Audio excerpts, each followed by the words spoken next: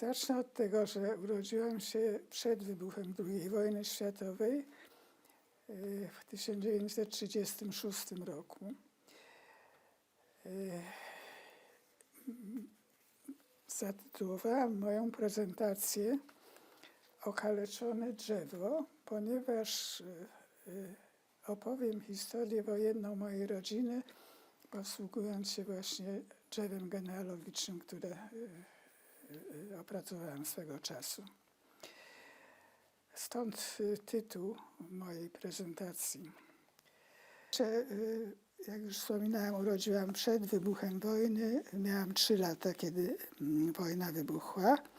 Moi rodzice to Alicja Kleinberg z domu Paster i Roman Kleinberg.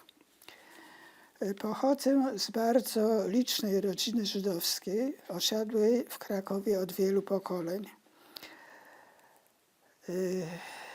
Ale przed wybuchem wojny ja z rodzicami i siostrą mieszkałam w Rabce, miejscowości kurortowej położonej około 50 km na południe od Krakowa. Mój ojciec był tam dentystą i prowadził pierwszy i jedyny zakład dentystyczny w tym miasteczku.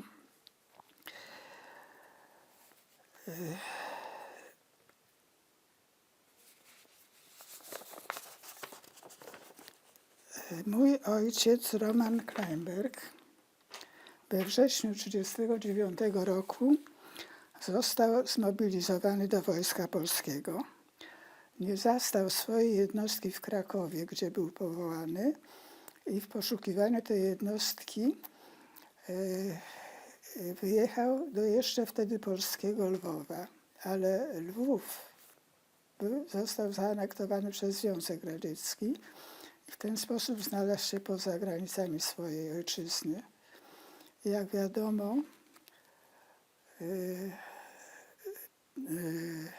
padł ofiarą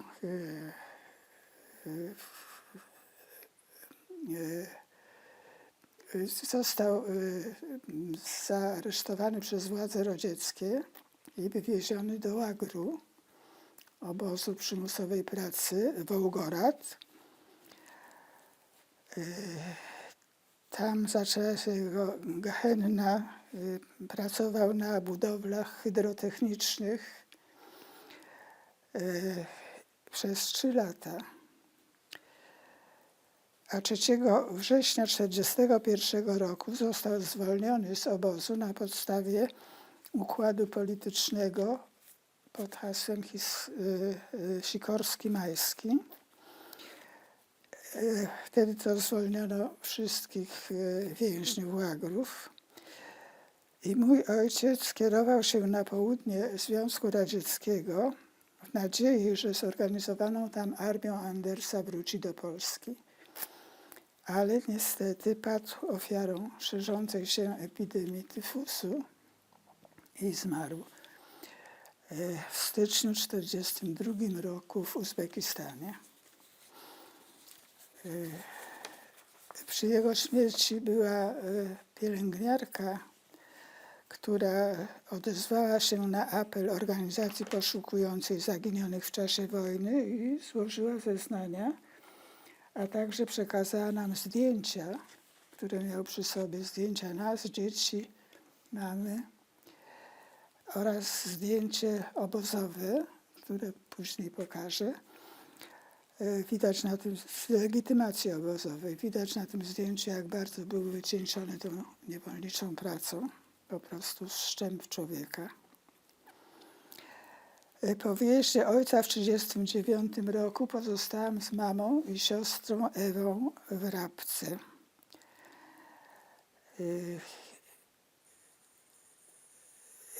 W Rabce było około 100 rodzin żydowskich, trudnili się rzemiosłem, kupiectwem, byli też właściciele pensjonatów i garstka zawodowej inteligencji. A w roku 1940 był silny napływ do Rabki Żydów z innych miast, którzy uciekali, nie chcąc dać się zamknąć w gettach tych miast. Moi dziadkowie, Laura Paster Wilhelm Kleinberg i Antonina Kleinberg mieszkali przed wojną w Krakowie, ale kiedy pobyt w tym mieście stawał się coraz bardziej niebezpieczny dla Żydów, mama postanowiła sprowadzić ich do Rabki. Rabka, zamiast być bezpiecznym schronieniem dla moich dziadków, okazała się tragiczną pułapką. Do Rabki w 1940 roku została przeniesiona z Zakopanego szkoła dowódców Policji Bezpieczeństwa i Służby Bezpieczeństwa. Szkoła zajęła willę Tereska, w której przed wojną mieściło się gimnazjum żeńskie. Komendantem szkoły był Wilhelm Rosenbaum, okrutny hitlerowski morderca. Jak zeznawał świadek tamtych czasów, przytoczę tu zeznanie, bo to jest ważne, był to quasi homo, niby człowiek, młody, o lalkowatej twarzy, o dużych, odstających uszach. Sądzę, że przez serce i naczynia krwionośne tego hitlerowskiego potwora płynęła nie krew, lecz smoła z samego dna piekieł. On też kazał zapalać czerwone lampiony, kiedy w tej rabczańskiej placówce Gestapo odbywały się masowe mordy. Inny świadek tamtych wydarzeń mówił: to był człowiek sadysta, który był chory na isjasz. Zadawalał się wówczas, kiedy widział u ofiary krew, identycznie jak wilk, który poluje na zwierzę. Przy każdej akcji brał osobiście udział i sam strzelał do ludzi. Rosenbaum był miłośnikiem koni, bryczek, powozów sań góralskich. Podczas przejazdu bryczką przez Rabkę potrafił niespodziewanie strzelać do przechodzących Żydów. Mieszkańcy Rabki zaczęli go określać mianem krwawej bestii lub katem. Zdarzyło się, że Rosenbaum spotkał na ulicy żydowską rodzinę i zapytał o nazwisko. I kiedy usłyszał takie samo nazwisko jak jego, właśnie Rosenbaum, rozstrzelał tą 4-osobową rodzinę na miejscu. Po zorganizowaniu władz okupacyjnych Niemcy rozpoczęli pierwsze represje wobec Żydów. Prowadzono nakaz noszenia opaski z gwiazdą Dawida, konfiskowano majątki i Niemcy wyznaczyli obszar getta, z którego nie można było wychodzić. Represje dotknęły także moją rodzinę. Ograbiono z cennych przedmiotów nasze mieszkanie w willi Józefa. Zajęto bardzo dobrze wyposażony gabinet dentystyczny mojego ojca, a następnie wyrzucono nas z tego mieszkania. I zaczęła się tułaczka po różnych wynajętych mieszkaniach i ukrywanie się. Rosenbaum rozkazał przymusowym robotnikom żydowskim wybudować przy willi Tereska taras apelowy i schody, gdzie odbywały się selekcje. Na żądanie Rosenbauma Judenrat dostarczał mu listę Żydów zamieszkałych w Rabce i okolicy. W maju 1942 roku rozkazał Żydom przybyć do szkoły. Stawiło się kilkaset osób i przeprowadzono selekcję. Przy nazwiskach ludzi starszych i niepełnosprawnych stawiano krzyżyk, co oznaczało wyrok śmierci. Przy nazwiskach ludzi młodych stawiano minus i to oznaczało przeznaczenie ich do przymusowej pracy, na przykład w pobliskich kamieniołomach. Po tej selekcji kazano Żydom wrócić do domów i nałożono na nich kontrybucję 1 000 000 złotych. Złożono tylko 250 000 i kosztowności. Mimo to wszyscy zarejestrowani zostali skazani na śmierć. W maju 1942 roku przeprowadzono pierwszą masową egzekucję, w której śmierć ponieśli głównie starcy, w tym moje dwie babcie, Laura Paster i Antonina Kleinberg. Egzekucja odbywała się w Lasku ponad willą Tereska. Starzy ludzie doprowadzeni przez rodziny na określony dzień zostali uwięzieni w wybudowanych w tym celu barakach. Tam stłoczeni, odarci z ubrań, przeczekiwali noc, a nad ranem zostali zagonieni przez las z głębokimi wąwozami na miejsce egzekucji, gdzie czekały wcześniej wykopane groby, też przez przymusowych robotników żydowskich. I ci sami robotnicy zakopywali ofiary.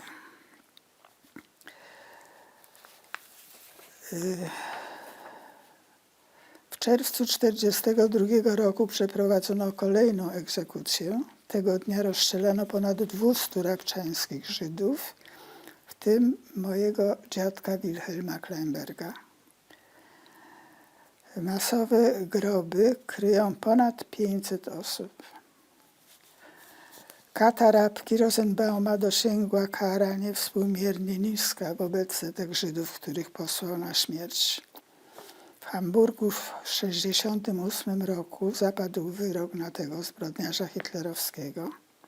Wyrok dożywotniego więzienia, ale spędził w nim tylko 9 lat, po czym został ułaskawiony i zwolniony. Jako uzasadnienie zwolnienia podano rozwój choroby reumatycznej. I tu muszę wspomnieć ważną rzecz, mianowicie, że po II wojnie światowej 90% zbrodniarzy wojennych niemieckich uniknęło odpowiedzialności. Przedostali się oni do Włoch. Pierwszym przystankiem były klasztory. Tam ci zbrodniarze otrzymywali fałszywe dokumenty od Kościoła katolickiego i na podstawie tych dokumentów organizacja Czerwony Krzyż wydawała im paszporty. Do roku 1951 takich paszportów wydano około 120 000. Ta historia jest opisana w książce pod tytułem Watykan i linia szczurów Daniela Stala. Moje najwyższe zdumienie i oburzenie wywołuje fakt, że niemieckim zbrodniarzom wojennym w ucieczce od odpowiedzialności pomagał Kościół katolicki. Po tych masowych egzekucjach niemieccy kaci postanowili całkowicie wyczyścić z Żydów Rabkę. W sierpniu 1942 roku od wczesnych godzin rannych grupy SS-manów i policjantów wypędzały ludność żydowską z mieszkań. Kierowano ją do stacji kolejowej Chabówka. Tam załadowano do wagonów bydlęcych i wywieziono do Bełżca. Tam wszyscy zginęli. W Rabce jest miejsce masowych egzekucji pokryte płytami betonowymi z pomnikiem z nazwiskami ofiar. Tam działa taki zespół, blog Historia Rabki. Młodzi ludzie, którzy odkryli tą historię Żydów rabczańskich, opisali ją w książce pod tytułem Mroczne sekrety willi Tereska. I oni co roku organizują spotkania upamiętniające tą tragedię rabczańską. Ma to miejsce w 4. niedzielę sierpnia co roku.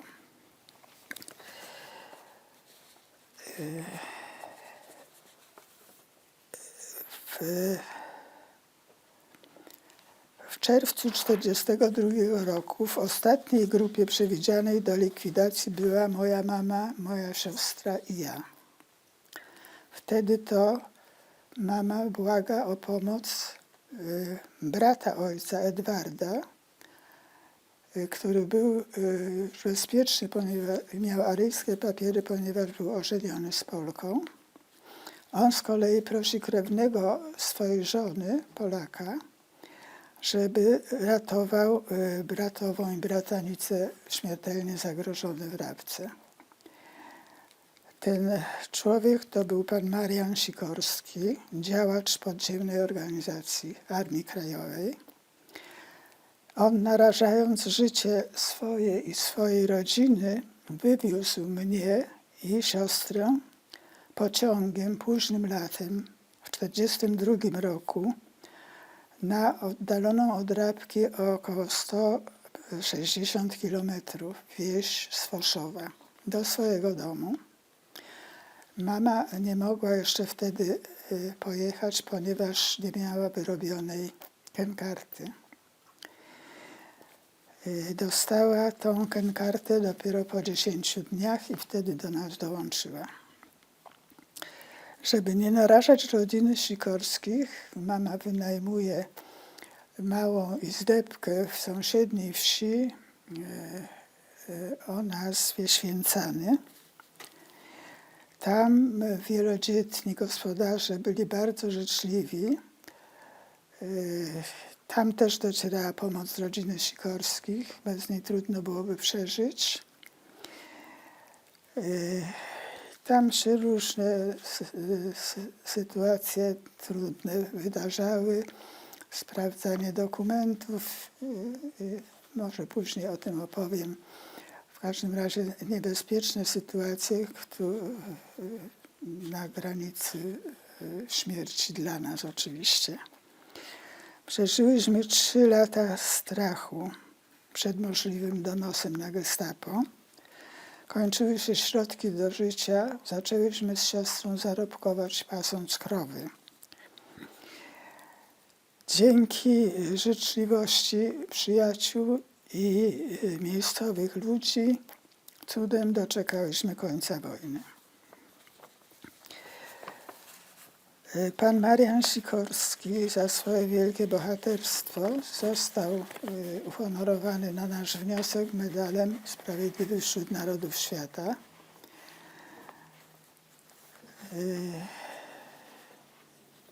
Niestety pan Marian Sikorski już nie żyje.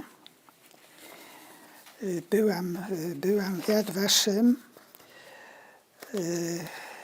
i mogłam zapalić świeczkę i złożyć kwiaty przed tablicą, na której jest wyryte nazwisko pana Mariana Sikorskiego.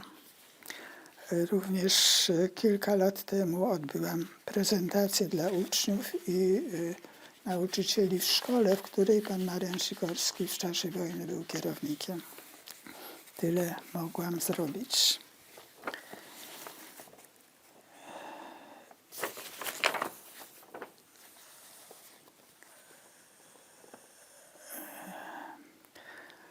Mam planszę,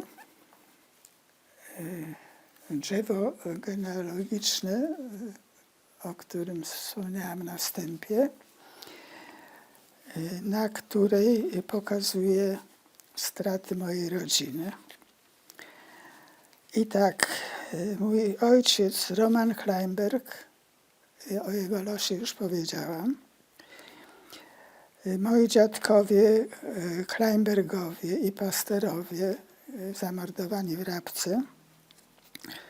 Zofia Minder z domu Kleinberg, siostra ojca, była więźniarką krakowskiego getta, a zginęła zamordowana w obozie w Stutthofie w roku 1945, tuż przed zakończeniem wojny. Izydor Minder, mąż Zofii, był więźniem łagrów sowieckich i zamordowany został w jednym z nich. Jerzy Minder, ich syn, był więźniem łagrów sowieckich, a zmarł na gruźlicę w 1945 roku nabytą w tych łagrach, już po wyzwoleniu, tuż po wyzwoleniu. Brat ojca Juliusz Kleinberg z żoną Sabiną i synem Erykiem zamordowani w drodze do Nowego Targu w trakcie deportacji Żydów z Podhala do obozu zagłady w Bełżcu. Maksymilian Lachsberger, szwagier mamy, był więźniem obozu w Płaszowie, a zamordowany w Buchenwaldzie w 1944 roku. Rudolf Paster, brat mamy, zamordowany w Płaszowie w 1942 roku. Drugi brat mamy, Zygmunt Paster, z żoną Amalią i córką Anitą, zamordowani w Nowym Targu w 1942 roku.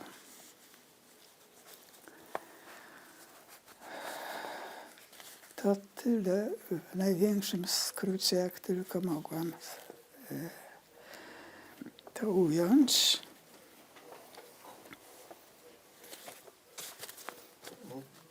Dziękuję. Ja chciałem zapytać, czy pani pamięta ostatnią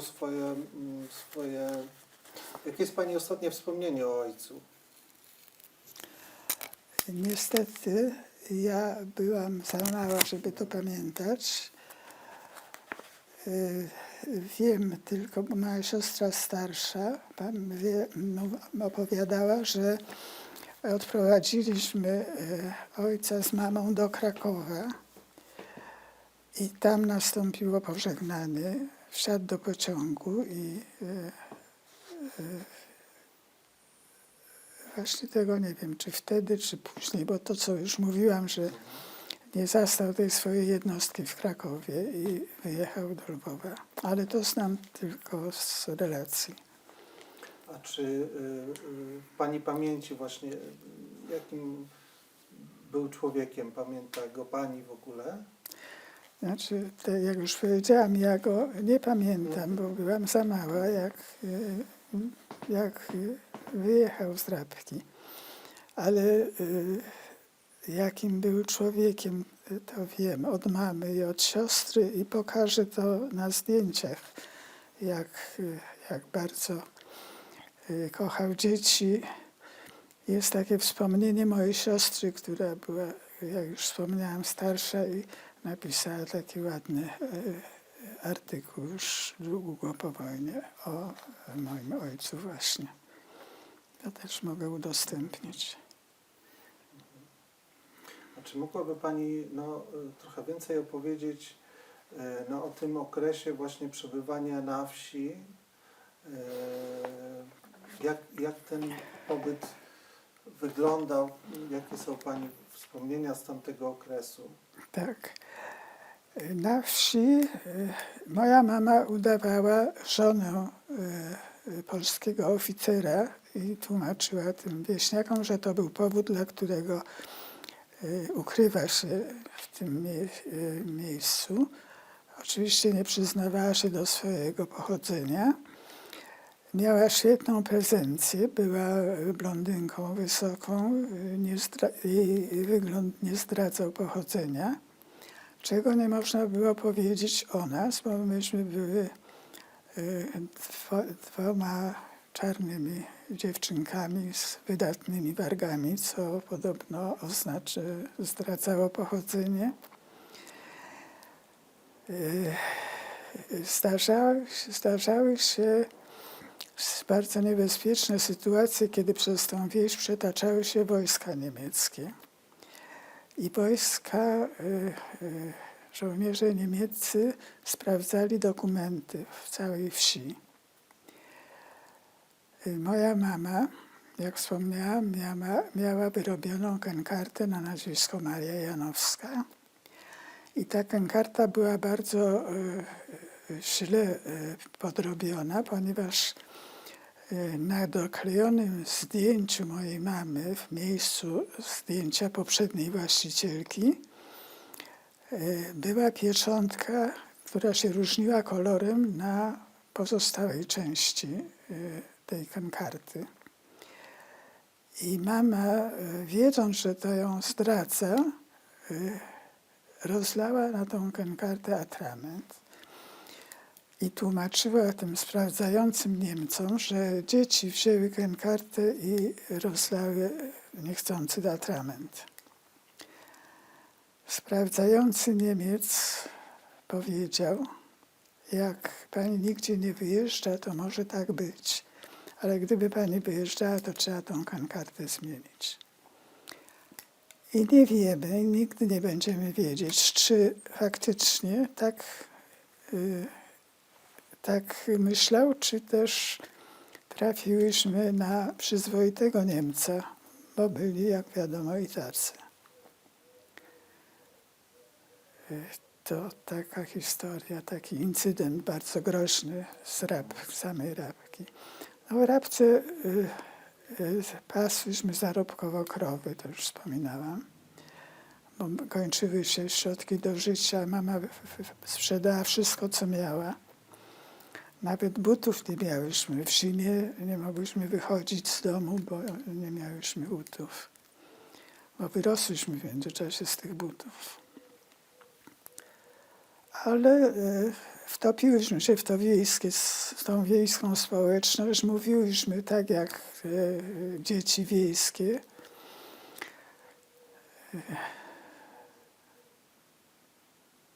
Nie wiem, czy proszę może mi zadać A pytanie. gdzie panie mieszkały? Czy Mieszkałyśmy w takiej małej izdebce w domu rodziny Szynalów. Ta izdebka miała takie wejście od podwórka, także nie musiałyśmy przechodzić przez cały dom, ich dom. I to była taka klitka mała z sklepiskiem, z karaluchami za drzwiami. Bardzo tragiczne warunki. W tej izdebce przeżyłyśmy front, jak wojska radzieckie pędziły za wojskami niemieckimi i nasz dom był akurat na linii frontu. Domownicy i my ukryliśmy się za takim wielkim piecem chlebowym w tym właśnie domu w czasie, kiedy się te wojska ostrzeliwały. A nad ranem zapadła cisza i po jakimś czasie usłyszałyśmy takie okrzyki hurra, hurra, zbiegający, pędzący Rosjanie, wojska rosyjskie pędziły za uciekającymi Niemcami akurat przez to nasze podwórko. I później nastała cisza. Myśmy wszyscy wyszli z tego ukrycia, zza tego pieca chlebowego na podwórko. Pamiętam, że moja mama się rozpłakała. Ja, jak to głupie dziecko, dziwiłam się, że mama płacze, ale teraz już wiem, dlaczego płakała. Z tej chwili, kiedy już stało się jasne, że koniec gehenny. Później zaczęło się poszukiwanie rodziny, bo nic nie wiedzieliśmy, co się dzieje z resztą rodziny, co się dzieje z ojcem. Żadne wieści nie dochodziły, nie było żadnych kontaktów. Po powrocie do Krakowa dopiero okazały się te straty, o których powiedziałam. Czyli ten kontakt z tatą się urwał, tak? Definitywnie z jego aresztowaniem w Lwowie, tak? Tak.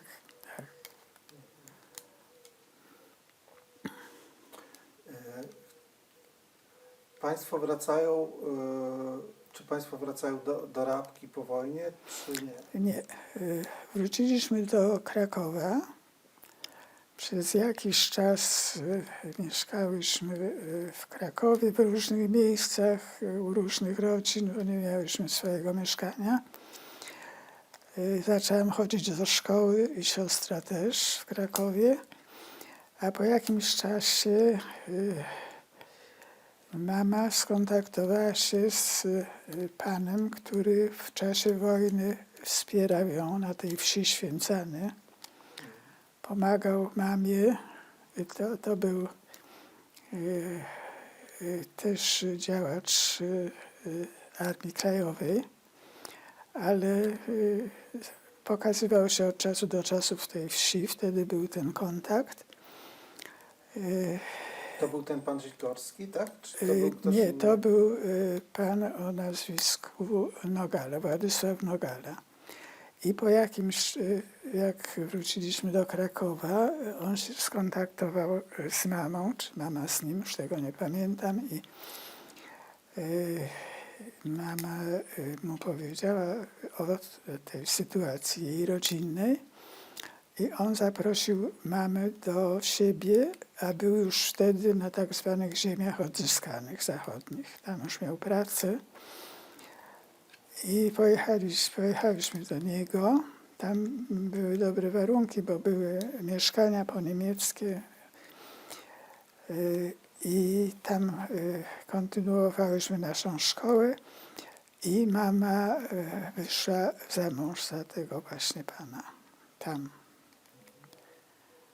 Tak w Cieplicach Śląskich Zdroju. A później, jak się nadarzyła okazja, to wróciliśmy do Krakowa. I potem już całe dorosłe życie mieszkałam w Krakowie. Szkoła, studia. Czy mama została przy swojej, no tej przybranej tożsamości okupacyjnej? Mama, ponieważ wyszła za mąż za Polaka, to przybrała jego nazwisko. Ale muszę powiedzieć, że naszą tożsamość ukrywałyśmy także po wojnie niestety. Długi czas po wojnie. I nawet moim dzieciom, już to są kolejne lata, nie opowiadałam o ich pochodzeniu do czasu, w którym nie osiągnęły pełnoletności, nie doszły do swojego rozumu, jak się to mówi, żeby przyjęły tą informację już bardzo świadomie, jako dorosłe dzieci. Jak przyjęły tą informację? Jak to w ogóle wyglądało? Takie ujawnienie. Ja już tego tak dokładnie nie pamiętam, ale mówiły później, że się domyślały, że ja coś skrywam. Ale przyjęły to pozytywnie, nie miały wyjścia.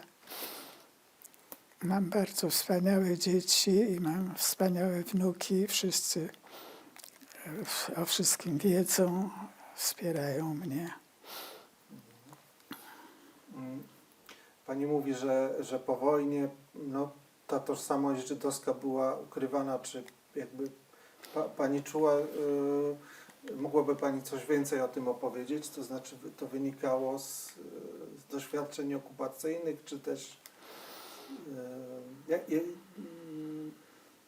też chciałem zapytać, jakim pani była dzieckiem zaraz po wojnie, po tym całym doświadczeniu, też doświadczeniu ukrywania się? Ja po jakimś czasie oczywiście wtopiłam się w tą społeczność polską.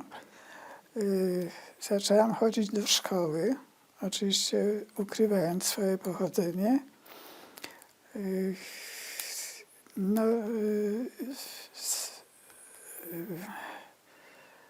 Nie można całe życie, nie można żyć wspomnieniami, trzeba było się żyć normalnie. Także, tak jak już powiedziałam, miałam przyjaciół w szkole, przyjaciółki, ale one nic nie wiedziały o moim pochodzeniu. Chociaż po długim czasie, jak jak już odważyłam się mówić, to niektórzy twierdzili, że domyślali się. Ale miałam takie środowisko bardzo przyjazne, więc nikt nie zrobił z tego użytku. To było, z tego co wiem, to wszyscy ci Żydzi, którzy przeżyli wojnę, przede wszystkim długi czas nie mogli mówić o tych, nie chcieli mówić o tych przeżyciach. Dopiero właściwie ja zaczęłam tą historię opowiadać. Oprócz tego, że rodzinie opowiedziałam, to zaczęłam tą moją wojenną historię opowiadać, kiedy powstało stowarzyszenie JCC, Stowarzyszenie Społeczności Żydowskiej w Polsce, w Krakowie. Później to Muzeum Żydowskie. Wtedy miałam możliwość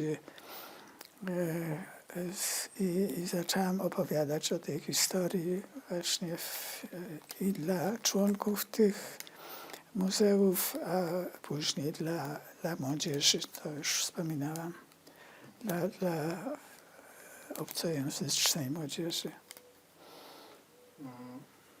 Bo pani z mamą i z siostrą i z jej nowym mężem zaczynają mieszkać na Dolnym Śląsku, tak? Tak. I no tam też było właśnie dużo w tym okresie, dużo też, no, społeczność żydowska też złożona z tych, którzy no, tak samo wrócili ze Związku Radzieckiego, prawda? Też tak. Jak Państwo żyli? Czy Państwo żyli jakoś, Pani się wtedy stykała z tą społecznością żydowską? Czy raczej nie?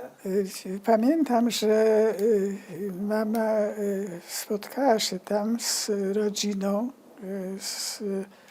z Rabki albo z Krakowa, tego już dokładnie nie wiem, ale ze znajomą rodziną żydowską, znajomą sprzed wojny, która podobnie jak my tam się osiedliła, ale po krótkim czasie ta rodzina wyjechała do Izraela. I większość rodzin żydowskich i tu w Krakowie i właśnie tam, a także ta rodzina, która przeżyła wojnę, moja rodzina, wszyscy wyjechali do Izraela. Myśmy zostały z mamą ze względu na to, że mama wyszła za mąż za Polaka i nie wchodziło w grę wyjechanie. Znaczy Państwo utrzymywali kontakt z tą rodziną, która wyjechała do Izraela? Tak, oczywiście. Byłam tam dwukrotnie.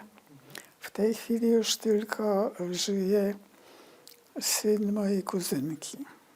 Oni wszyscy już niestety zmarli, ale mam do dzisiaj z nim kontakt bardzo serdeczny.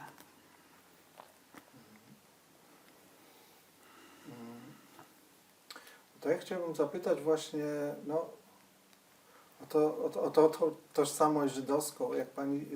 Jakbyśmy mogli spojrzeć tak no, w perspektywie, że tak powiem, całego życia. Czy Pani w pewnym momencie, Pani mówiła o tym, że Pani powiedziała swoim dzieciom, czy był taki moment, kiedy i jakieś impulsy, które powodowały, że Pani po prostu jakby no wracała jakby do tego, tak? Próbowała to przywołać. Ja muszę powiedzieć, że moja mama w czasie wojny, w tych bardzo trudnych czasach, modliła się do Pana Boga. Nie wiem, do którego Pana Boga. W każdym razie przyrzekała sobie i Panu Bogu, że jak my się uratujemy, to mama nas wychrzci i przejdziemy na wiarę katolicką. I tak się stało. I myśmy po wojnie już żyły w tej wierze, chodziliśmy na religię, chodziliśmy do kościoła. To wszak opowiedziałam o takiej sprawie, o której Nie wiem, czy należy mówić, ale skoro pan zapytał, to żeby nie było wątpliwości. I swoje dzieci wychowywałam w wierze katolickiej także.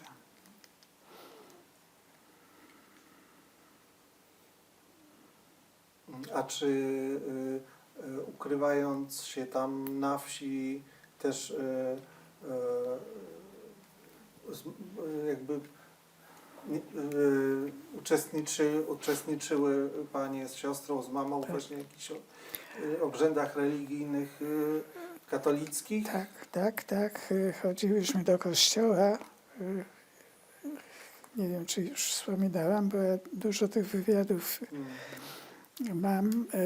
Chodziliśmy do kościoła bardzo odległego od naszego miejsca zamieszkania. W dni świąteczne celebrowałyśmy święta razem z gospodarzami.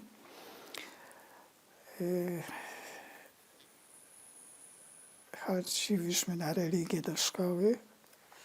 Z tym, że ja tam poszłam do szkoły, do 1. klasy. I tak bardzo, ponieważ szkoła była bardzo oddalona od miejsca, gdzie mieszkałyśmy, więc chodziłam tylko w lecie, bo nie miałam butów, chodziłam boso. Ale chcę powiedzieć, że tak bardzo się bałam, będąc w tej szkole, że cały czas płakałam na przerwach i na lekcjach. Bałam się, że jak wrócę, to mamy już nie zastanę. I mama przestała mnie posyłać do tej szkoły. Uczyłam się z chłopczykiem, rówieśnikiem, synem gospodarzy, u których mieszkaliśmy. A siostra nie chodziła do szkoły, bo tam nie było tych wyższych klas, a była tylko taka 3-klasowa szkoła. I Pani mama uczyła, tak? Tak, chłopczyk, mój rówieśnik, chodził do szkoły i ja ten jego elementarz tam jakoś poznawałam literki i mama trochę mnie też uczyła.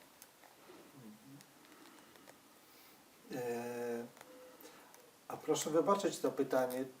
Pani stosunek do religii się zmienił z czasem? Nie, ja nie wróciłam do religii. Nie znam tych obrzędów nawet. Czasem się czuję w kłopocie, bo chodzę też na spotkania do tych, spotykam się z tą społecznością żydowską, gdzie odbywają się takie kolacje szabatowe. I ja nie umiem się modlić tak razem z nimi. Trochę jest to takie krępujące, ale z tą społecznością chcę się spotykać, bo łączy nas wiele.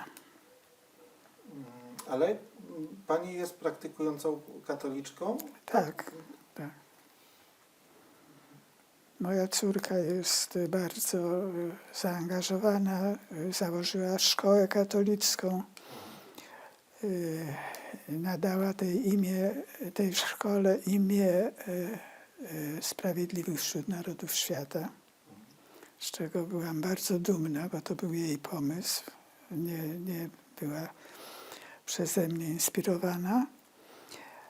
I ona w tej szkole zaprasza różne osoby takie jak ja, i które opowiadają historie wojenne swoje, żyjące osoby krakowskie. Ja jeszcze tam nie dawałam takiej relacji w obawie, że może jej to zaszkodzić. Także, ale ona jest dobrej myśli i będzie chciała, żebym ja opowiedziała tą historię w szkole. Też pewno dojdzie do tego, ale na razie jeszcze Nie, natomiast tam są spotkania takie i o Holokauście się bardzo często mówi młodzieży. Chciałem zapytać o... Pani poszła w Krakowie, jak rozumiem, na studia, tak? Tak. I na jakim kierunku? Ja studiowałam taki męski kierunek. Byłam na Politechnice Krakowskiej i jestem magistrem inżynierem budownictwa lądowego. Także bo ja zawsze byłam dobra z przedmiotów ścisłych i stąd ten kierunek studiów. Pracowałam długie lata nad planem urbanistycznym Krakowa. Byłam nawet generalnym projektantem tego planu. No, teraz już jestem ładnych kilkanaście lat na emeryturze. Bo chciałem zapytać o 68 rok. Czy pani to jakoś odczuła? Nie, wiem, wiem co się działo, ale ja nie doznałam w ogóle w całym moim dorosłym życiu żadnych przykrości. Może dzięki temu, że ukrywałam swoje pochodzenie, ale też dzięki temu, że obracałam się w takim środowisku, w którym mogłam nawet opowiedzieć o swoim pochodzeniu, o swoich losach wojennych. Raz spotkała mnie to niedawno nawet taka przykrość, ponieważ jeżdżę na te spotkania z młodzieżą taksówkami, bo to muzeum jest odległe od mojego miejsca zamieszkania. I czasem kierowcy zagadują. I tak właśnie było. Ja mam taką sytuację, jak kierowca zapytał się, ponieważ mnie wiózł z tego muzeum, z jakiej racji tam jestem, więc mu powiedziałam. I tak mnie napadł wręcz. I tak wylał swoją niechęć do Żydów. Ja Żydów nienawidzę, Żydzi powinni do Izraela wyjechać. Nie mają co tu robić. Do mnie tak mówił. Bałam się, że mnie tam zrobi mi jakąś krzywdę. Ale pod koniec trochę się zreflektował i mówi, ja do pani nic nie mam, ale ja Żydów nienawidzę. Nie powinno ich tu być. Taki incydent mnie spotkał teraz w ostatnim czasie. A tak to nie miałam żadnych nieprzyjemności z tego powodu. No, wyszłam za mąż za Polaka, nie Żyda. Nie było to żadną kwestią. No bo też tak naprawdę, czy coś się zmieniło w pani życiu, kiedy pani zaczęła o tym otwarcie mówić, czy w zasadzie... Ja no nie wiem, czy się coś zmieniło. Ja po prostu czuję taką potrzebę, chociaż nie sprawia mi to przyjemności, wręcz przeciwnie, za każdym razem jestem bardzo poruszona, jak opowiadam tą historię moją, ale uważam, że powinnam to robić. Może w jakimś, chociaż najmniejszym stopniu przyczyni się do sytuacji, że nigdy się taka gehenna nie powtórzy. Mam taką nadzieję. A czy może pani opowiedzieć trochę więcej właśnie o tych spotkaniach z młodzieżą? Bo pani też powiedziała, że no tak, że niemiecka młodzież lepiej rozumie, bo zna kontekst, jak rozumiem też historyczny po prostu lepiej. Ale zadaje też jakieś trudne pytania, w sensie jakie to są w ogóle, co ich w tej historii porusza najbardziej? Mnóstwo pytań. mnóstwo pytań, ale takie ostatnie na przykład, czy ja mam do nich niechęć czy pretensje do tej młodzieży. Odpowiadam, że ja nie mogę mieć do nich pretensji. To jest zupełnie inne pokolenie.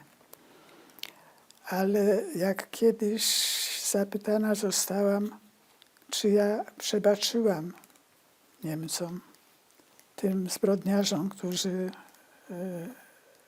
unicestwili większość mojej rodziny, to odpowiadam nie. Ja nie przebaczyłam. Nie potrafię się zdobyć na taki gest przebaczenia. Był taki słynny akt przebaczenia między biskupami polskimi i niemieckimi, ale ja na taki gest się nie potrafię zdobyć. Łatwiej jest może biskupom, którzy nie doznali takich strat, takich cierpień jak moja rodzina i ja. A jeśli chodzi o Stowarzyszenie Dzieci Holokaustu, może Pani opowiedzieć trochę o tym stowarzyszeniu i czy Pani aktywnie uczestniczyła, czy uczestniczy w działaniach tego stowarzyszenia, w aktywności? Tak, my się spotykamy raz w miesiącu. Stowarzyszenie powstało kilkadziesiąt lat temu, po 2000 roku, w 2004 może, nie wiem dokładnie. I bardzo dobrze się tam czujemy, z tym, że niestety już jest nas tylko garstka. Kiedy powstało stowarzyszenie, to było jeszcze bardzo dużo tych osób pochodzenia żydowskiego. Niestety już wiele osób zmarło. Na tych spotkaniach czasem mamy prelekcje, czasem ktoś do nas przychodzi, czasem my opowiadamy o swoich historiach. Łączy nas ten wspólny mianownik przeżyć przeróżnych, bo to są osoby, które przeżyły, ukrywając się na aryjskich papierach, tak jak ja. Są osoby, które w ogóle nie znały swoich rodziców, zostały przygarnięte przez rodziny polskie i nic nie wiedzą. Cudem się dowiedziały po jakimś tam czasie o swoim pochodzeniu.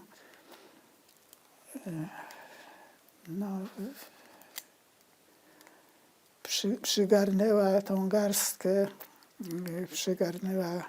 przygarnęło muzeum, to już wspominałam, Muzeum Społeczności Żydowskiej, które się mieści w Krakowie i bardzo prężnie działa. Nie muzeum, tylko JCC.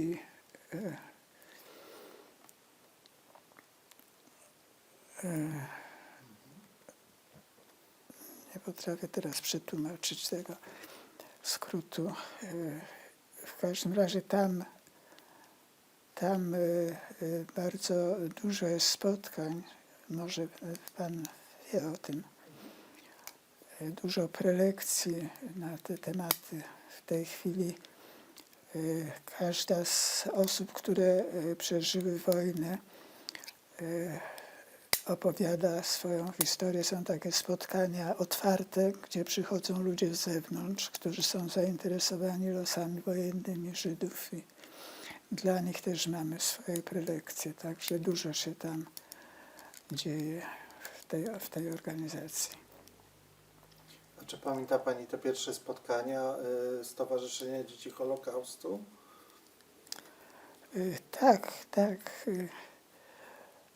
Myśmy w ogóle, jeszcze siostra żyła i myśmy nie wiedziały o istnieniu tego stowarzyszenia, ale mój kuzyn który mieszkał w Warszawie, Aleksander Ziemny. Może się pan zetknął, bardzo zdolny poeta, literat.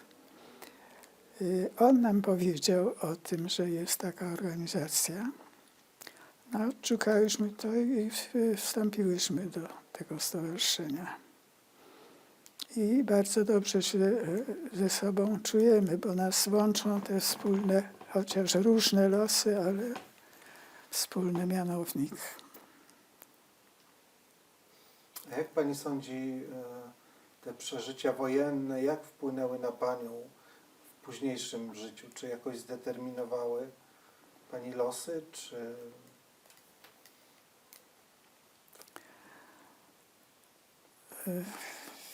Ja nie potrafię tego ocenić. Losy takie, jak opowiedziałam,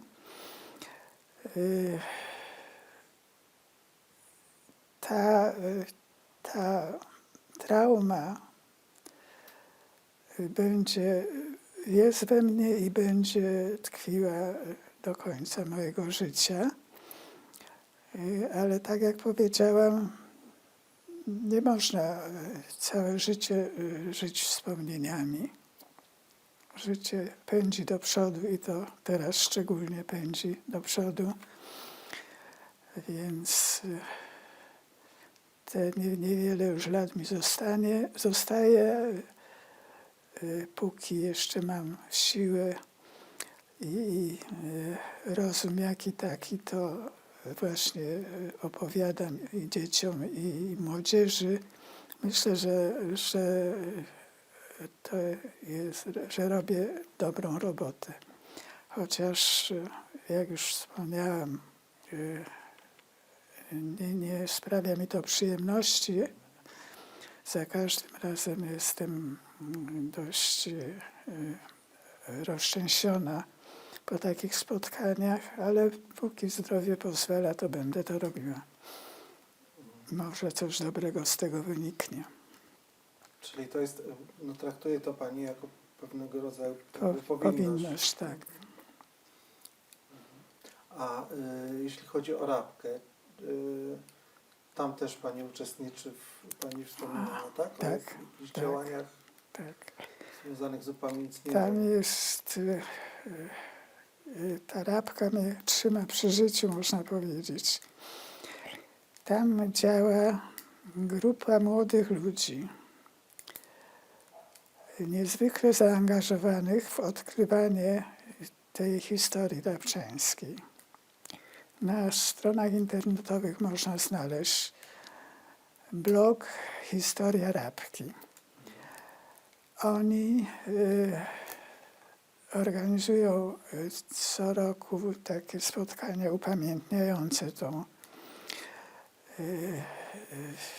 tą historię Rabki, o której ja opowiedziałam. Organizują tak zwany spacer pamięci. Tam jest taki plakat nawet. Spacer pamięci, gdzie przychodzi społeczność rabczańska i nie tylko. W takim centrum Rabki odbywają się, ci młodzi ludzie opowiadają tą historię, jaka się w Rabce działa. Ja również opowiadam historię mojej rodziny i potem odbywa się spacer z centrum Rabki na cmentarz, gdzie jest ciąg dalszy tych uroczystości. I tam na tym cmentarzu modli się ksiądz katolicki, modli się rabin i jeszcze są różne przemówienia. No, składamy kwiaty i tak co roku upamiętniamy tą tragedię. A w tym roku, w sierpniu, będzie dla mnie niezwykła sytuacja. Mianowicie ci młodzi ludzie postanowili wystawić tam pomnik zamordowanych mojej rodziny Pasterów i Kleinbergów. Ja im oczywiście przysporzyłam mnóstwo informacji i zdjęć i pokażę panu później, jak ten pomnik wygląda. On już stoi przez kilka ładnych lat. Były starania, żeby ten pomnik mógł tam stanąć, bo ten cmentarz jest na terenie należącym do Kościoła katolickiego, do parafii tamtejszej rabczańskiej. I początkowo nie było zgody na postawienie tego pomnika. Ale była tam interwencja zaprzyjaźnionego z moją córką, księdza krakowskiego, i parafia wyraziła zgodę. Okazało się, że przeszliśmy razem z tymi rabczanami drogę przez mękę i dopiero w ostatnim czasie IPN wyraziły zgodę na postawienie tego pomnika. A trzeba było mieć uzgodnienia przeróżnych instytucji powiązanych. I to było trudne i trwało ładnych parę lat. Ale już wszystko zostało pokonane i będzie wielka uroczystość w sierpniu, w ostatnią niedzielę. Będzie odsłonięcie tego pomnika. Jakkolwiek stoi tam makieta tego pomnika, bo ci działacze rabczańscy nawet o to się postarali. Makieta w skali 1:1. Czyli tak jak ktoś nie wie, to stoi pomnik. Ale ta makieta zostanie zdjęta i w tej chwili trwają prace nad tym pomnikiem. To odpowiednia jednostka, taka rzeźbiarska, przygotowuje ten pomnik. Bo to jest pomnik ze zdjęciami ofiar. Bardzo ładnie dokumentuje to, co się działo w czasie reakcji. To jest tylko symbol, bo to jest tylko jedna rodzina, ale tam poszło na śmierć wiele rodzin. Znaczy to jest lokalizacja tych masowych grobów? Tak, na tym cmentarzu to będzie. Czy te masowe groby zostały w jakiś sposób czy oznaczone, czy... Tak, są takie płyty betonowe. Jest pomnik z nazwiskami ofiar. Marmurowy, bardzo ładny. I są nawet w dalszej części, bo to jest dość rozległy teren, w pewnej części są macewy przywiezione z różnych cmentarzy żydowskich okolicznych. I z tych macew takich połamanych jest zrobiony rodzaj takiego pomnika, taka ściana. A czy są inni ocalali na pewno z Rabki? Tak, jest rodzina w Tarnowie, z którą mam kontakt, która przyjeżdża na te uroczystości rabczańskie. To jest pani, która jest też dzieckiem Holokaustu z mojego stowarzyszenia.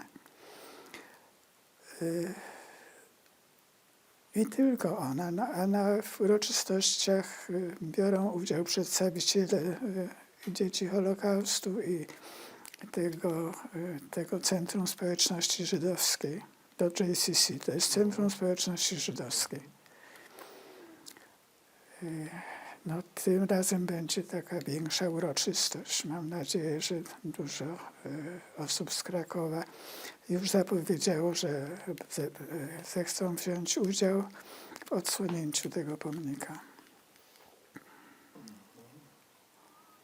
A czy pani mówiła, że przed wojną to pani rodzina mieszkała w willi Józefa, tak?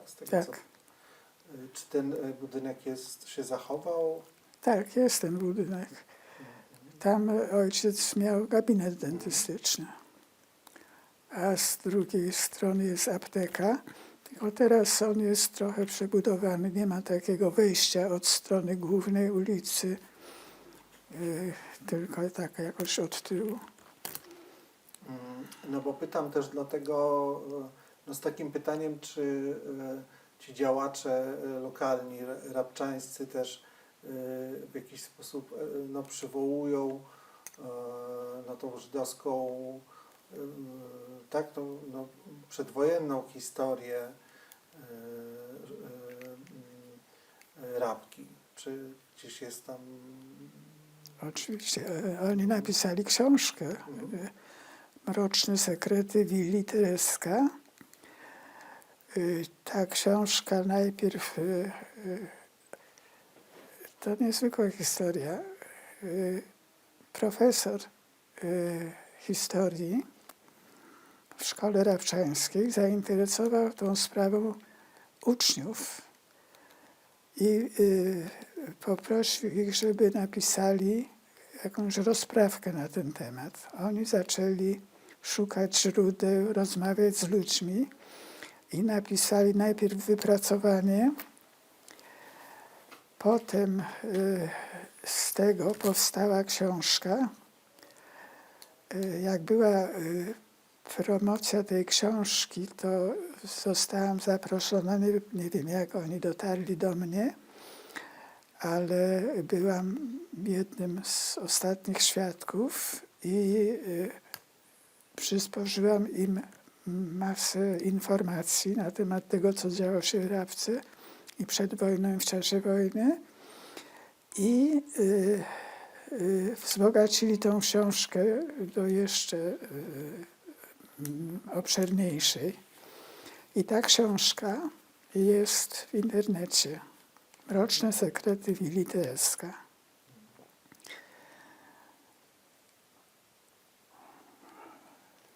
Straciłam wątek. No ja pytałem o tą, no właśnie o tą historię przedwojenną, o tą tożsamość też żydowską Rabki przedwojenną. Tak, wszystko to oni zawarli w książce. Oni wiedzą o tym, co się działo w Rabce i przed wojną, i w czasie wojny o wiele lepiej niż światowi. Ja chciałem jeszcze trochę zapytać o pani mamę.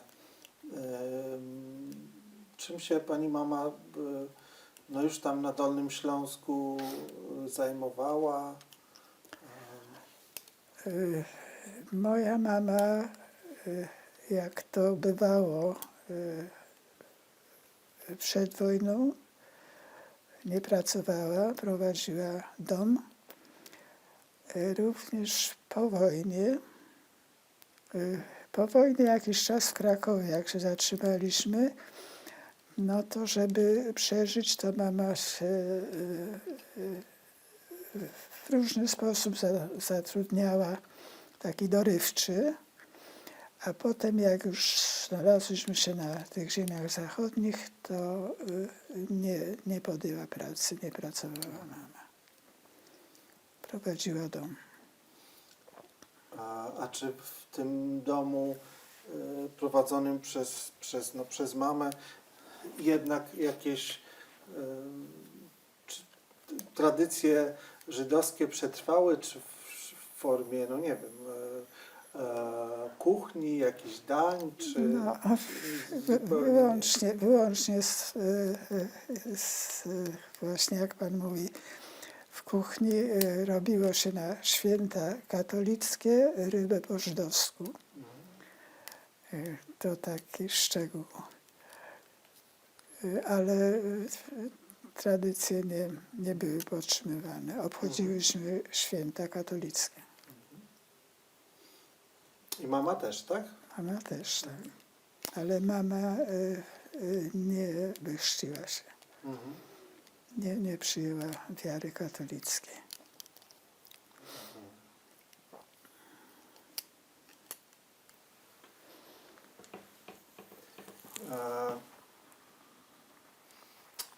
Bardzo dziękuję Pani Anno.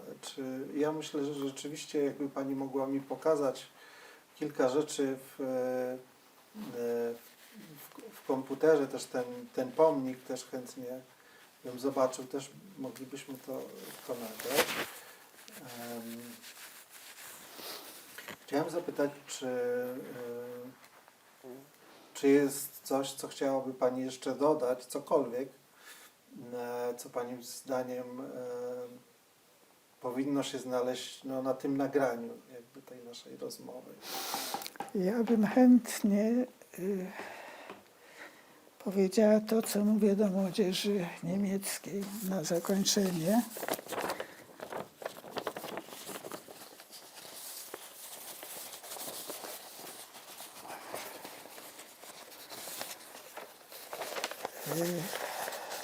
Przytaczam tej młodzieży.